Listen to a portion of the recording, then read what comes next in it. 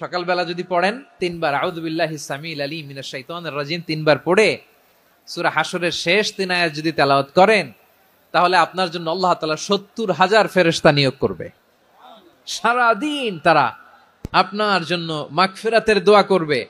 আর ওই দিন ইন্তেকাল করলে আল্লাহ তাআলা শহীদ হিসেবে আপনাকে কিয়ামতের দিন দাঁড় করাবে।